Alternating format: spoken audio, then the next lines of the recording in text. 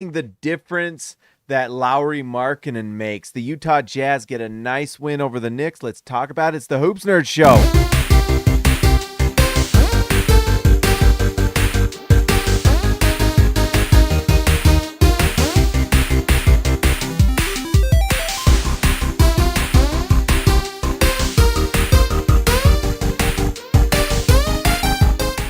All right, guys, before we get started, let's give a shout out to our sponsor, Prize Picks. Go to prizepicks.com, use promo code HoopsNerd. They will match up to $100. You put $5 down, they'll give you $5. Tonight, if you would have put some money down on Lauri Markkanen or any of Julius Randle, you would have done well.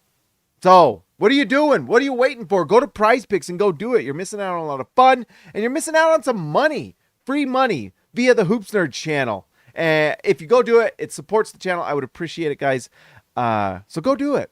Anyways, let's talk about this Jazz game. Sorry, it's a late one. I did not get back. Wednesdays are the worst days for me for these shows because I go and I coach my kid. And tonight we started junior jazz and comp basketball. So it was like double duty. And then I come back to watch the Jazz. And obviously it took some time. But anyways, the first news of this game that really was not fun for Jazz fans is Keyonte George goes down with an ankle. Obviously, we have no idea what's going to happen. Hopefully, fingers crossed, it's nothing terrible. It didn't look good. It was a non-contact injury, but fingers crossed it's some sort of strain or sprain or whatever.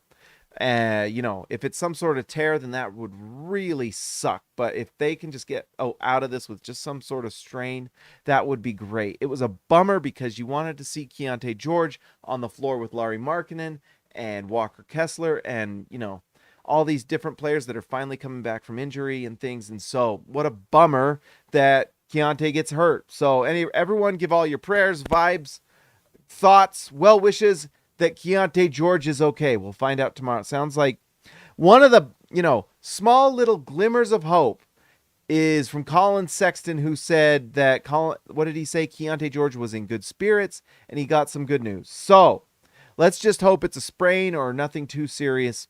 But just hope it's not horrible. That's really what I'm hoping for. If it's not horrible, then we got to be all excited about it because he has been an important part of this team. What was cool about this game is that Keyonte George goes down and it seems like everyone kind of rallies around him and what happened and played a really nice game. There were a lot of players that played really well tonight.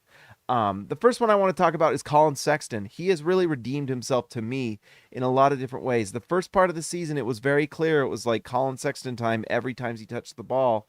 And I think he's learned to really play off the ball. I was honestly pretty happy that he got the nod at shooting guard with Keyonte George because I'm to the point now where I'm comfortable myself watching that he's going to make the right decision. It's not going to be just like him go and shoot.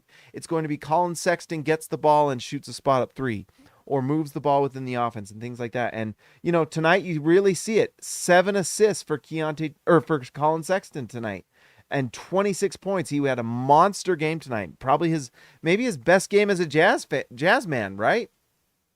So nice game for Colin Sexton. Plays within the offense, did some really nice things, and gave the Jazz just enough to get this win tonight over the Knicks. Kelly Olynyk also, look at this. Near triple-double for Kelly Olynyk. 9 points, 10 rebounds, 8 assists. Almost triple-double for Olynyk. That would have been pretty crazy. Just a random triple-double for Kelly Olynyk. It does not happen, but that's too bad. Simone Fontecchio, the shot is still not quite falling quite enough. It felt like tonight it was falling, but then you look at the numbers. 3 for 10 from 3, 4 for 12 from the field, 15 points, 6 rebounds, 2 assists, 2 steals. One thing I do love about Fontecchio, and we've talked about it, he battles. He really goes out and does everything he can to help the Jazz win, and tonight he definitely did that. The shot's just not quite falling. I did think it was an interesting lineup tonight for the Jazz. Kelly Olynyk gets the start over Walker Kessler, and you get Simone Fontecchio getting the start with Lauri Markkanen. So that was pretty interesting to see. I mean, I know John Collins is out, so that's part of the reason.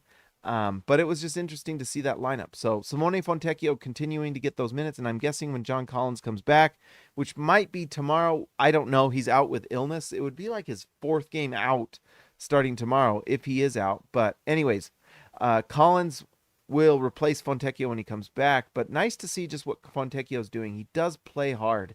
I don't know how effective he is defensively all the time, but he does try hard. And there's just something to that when you're that big as he is, rebounding, guarding, things like that. So pretty nice night from Fontecchio, except for the shooting the ball part.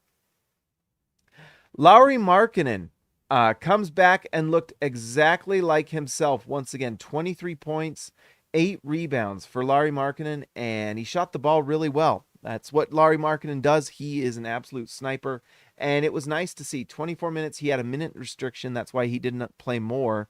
But yeah, 7 for 13 from the field, 4 for 8 from 3. Every time you can get him the ball and get him a shot, it's a good one. If he has space and he's taking the shot, you're happy about it, because that's the level of player Markkanen's become. He has become an absolute offensive weapon. And so it really, really stinks that Keyonte George is now out with injury. Hopefully it's not too long. We'll see. It could be all. If it's not season ending, we got to be happy because it was non-contact, so it's pretty scary. But anyways, nice to see Lauri Markkanen come back. Man, it will be nice when Keyonte George comes back and can play with him. Let's see. Walker Kessler looked a little bit more like Walker Kessler again tonight. Had some nice plays. There's some times where he looks so dejected at times. And I think it's so much of this is mental with Kessler. And if he can just get out of his own head and just play hard, be just a force inside. He definitely did that tonight. Look at this. 5 defensive rebounds, 3 offensive rebounds for Walker Kessler. That's awesome. You're happy with it. And what I loved is how good he looked with Taylor Hendricks. They were on so good together. But anyways, 9 points. He had 3 blocked shots. Awesome. You just got to be happy with Walker Kessler. And the more he can get out of his own head and just enjoy playing basketball, play the right way, and do what he's supposed to, the happier you'll be, So really nice to see Walker Kessler kind of bounce back. And I don't know when he's going back to the starting lineup. Who knows? But it's just nice to see him playing really well. Talen Horton-Tucker had kind of like, it was basically a vintage Utah Jazz Talen Horton-Tucker game where it's a roller coaster ride at times, where he makes big time plays and then he also will do things that make you just go crazy. But he did have 4 rebounds, 3 assists, and he had some big plays where he had some nice layups and transition and things like that. I think if you're getting numbers like this from Talen Horton-Tucker, 15 points and on pretty good efficiency there, you've got to be happy. And, for all the bad, he did have a lot of good in this game. You do love his length. His defensive impact is actually pretty nice. But, you'll just take what you can get. When you get a nice stretch from THT, it's a huge bonus for this Jazz team. Ochai Agbaji, 2 for 12, probably his worst shooting night of the season, but he was a plus 16. 1 for 5 from 3. He does have 4 rebounds, 3 of which were offensive rebounds. And then you have the 2 assists here. I guess I didn't realize he shot the ball this many times, which is honestly a pretty good thing to me. While I was watching, and I think I don't know what Ochai Agbaji is going to be in the end, but it might be very similar to what he is now. And honestly, him going 2 for 12 is actually a good sign to me because I like him being more aggressive. I like him shooting the ball. And, I know the ball wasn't falling for him tonight with his shot, but just the fact that he is aggressive enough to take these shots makes me happy. One of these was that layup in transition, and he obviously had a 3. But I am happy to see that. I don't know what the end result with Ochai Agbaji is going to be. I don't know. It's been a little bit of an underwhelming and disappointing season in that way, but it is nice to see him taking shots. And the season's not far from over. So maybe we start seeing him kind of impact games a little bit more, take a few more strides offensively, because he's definitely a good shooter. This is not indicative of what he is as a shooter, but it would be nice to just see him impact games a little bit more. We did see that a little bit tonight. 30 minutes for Ochai meant that Quinn, that Will Hardy was definitely leaning on Ochai Agbaji, and defensively, you can't argue with that. Athleticism, that defensive ability is really nice to see. Let me just make sure I'm not missing any comments or anything. No, I am not. So, anyways, that's my thoughts on Ochai Agbaji. Chris Dunn got nice minutes, and he was big tonight. Perfect from the field. He has 7 assists in this game. He plays really good defense. Look at that, plus 13. He played great. When Chris Dunn plays well, the Jazz do well. There's been more nights where he's not played well this season, but if he can string together some good nights like he had tonight, it can change things for the Jazz. Now, I don't know if the Jazz want to. I need to make a video about it. I don't know if the Jazz really want to be winning a lot of games at this point. We shall see. With Lauri Markkanen coming back, that may change kind of the outlook of this season. But Chris Dunn, if he keeps playing like this, it's going to be nice for the Jazz because he can do a lot of things, and the defensive impact is what you see from Chris Dunn. Guys, it's time to get excited about Taylor Hendricks. He was awesome tonight defensively, and he gets 20 minutes of run from Will Hardy, and honestly, it kind of felt like he could have got more. That end of the game where the Jazz were just kind of siphoning out points, Taylor Hendricks, when he's on the floor, is starting to look like an absolute cornerstone defensively for this Jazz team. And there were multiple plays where him and Walker Kessler together were just awesome defensively as a backcourt or a front court. I always get those mixed up. As a nice front court. Yes, front court.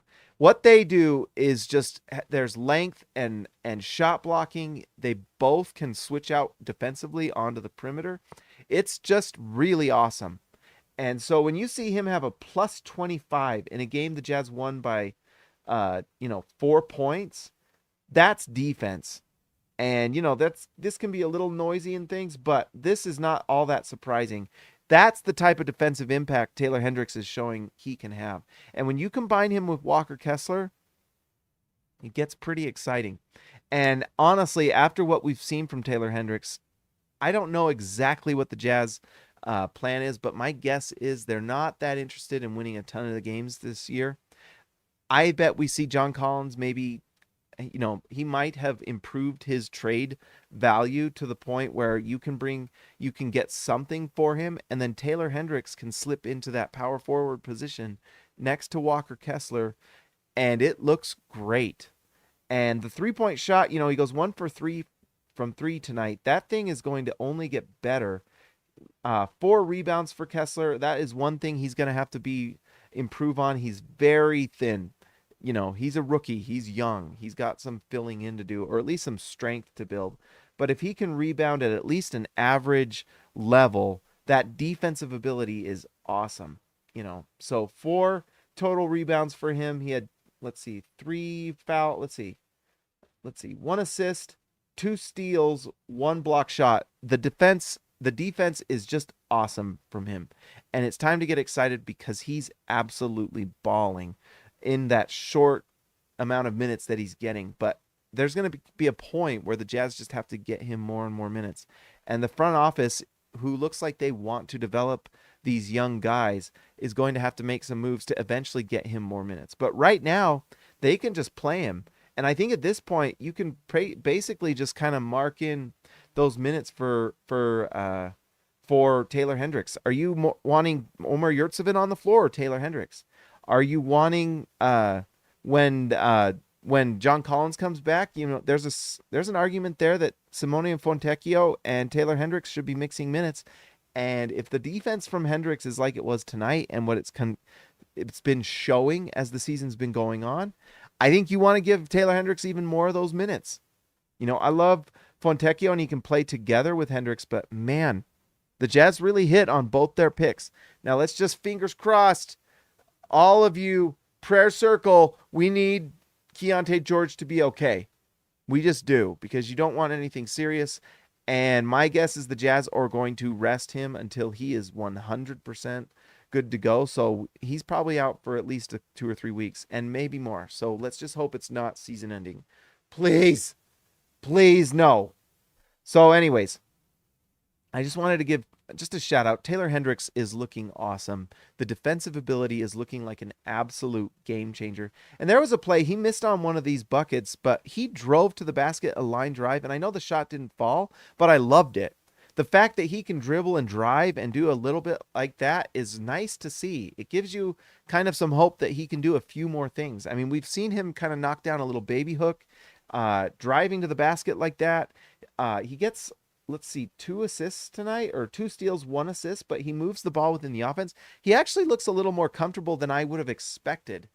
And so I'm excited about what we're seeing from him. I hope you are. If you're a Jazz fan, you should be, because it certainly looks like the Jazz hit on both picks. Now, this upcoming offseason, I think the Jazz are going to do their best to keep that top 10 pick from OKC. They likely go top 10 pick next year to try to get Cooper Flagg. We'll see. They're going to make some trades to give him. They've got to make some trades because they need to give Taylor Hendricks some run. It's interesting. Tony Jones was on ESPN radio today talking about trade value, and one of the biggest trade value guys is Kelly Olynyk. Maybe that's someone the Jazz look at moving so they can give Taylor Hendricks more time to develop, and honestly just help play games, because when he contributes like he did tonight, it's not just development. You're just playing a better player in a lot of ways. Although when you look at what Kelly Olynyk did tonight, I mean, you can absolutely see how he helps the Jazz win some games. But yeah, it makes you think. If the Jazz are just trying to develop young guys later in the year, unless they absolutely turn the season around, which is possible, but if the Jazz are looking to just develop players later in the season and they're not worried about winning games, then the Jazz might be in a kind of a driver's seat to get even more assets for John Collins, possibly for Kelly Olynyk. And, they probably rest Lauri Markkanen here and there, make sure he's okay. If they don't really think they're going anywhere this season, then they're not going to risk injuring Lauri Markkanen. So it's going to be really interesting to see what they do. And you can bet we're going to talk about it as the season goes along. But tonight was really fun. The Jazz get a really nice win. The other small thing of interest was they brought up Bryce Sensabaugh, Micah Potter as well. But Bryce Sensabaugh gets up. This is like the first time they've done that, because he's been playing with the G League all year and been playing really great. And so, I know we're talking about a DNP, but I think we're going to start seeing him come up with this Jazz team more, especially with all these injuries, with, Jordan Clarkson being out for at least minimum 2 weeks. Maybe we have some games where Bryce Sensabaugh gets on the floor. We have a lot of guards on this Jazz team. Colin Sexton, Chris Dunn, Taylor Horton-Tucker. Now that Keyonte George is out, in fact, that makes me think that, Bryce Sensabaugh is going to get some minutes, and maybe he gets them tomorrow when the Jazz, I think they go to Portland tomorrow. I'm not exactly sure, but let's just see, just out of curiosity. Yep, Portland tomorrow. So the Jazz will go to Portland, and I bet we see the debut of Bryce Sensabaugh off the bench, which would be kind of fun. And if he gets hot, then maybe he gets some extra run. It'll be interesting to see if he can play within the offense and if he can defend in the right spots. So that's going to be interesting to see, because he was a player that a lot of people were really happy about the Jazz getting, and they kind of got him 7 or 8 spots later than he was slated to go. So it'll be interesting to see. And he's got nice size. He can absolutely shoot the ball. And we've seen that he can pass the ball in the G League. So we'll see what happens when he comes up to varsity. All right. Well, guys, it's late. I'm sorry it's not as long tonight, and I'm sorry it's late, but it is what it is. Let's give a shout out to our All-Stars. Oh, and we also got to do, while we're in the lottery, we've got to just see where the Jazz get their pick. So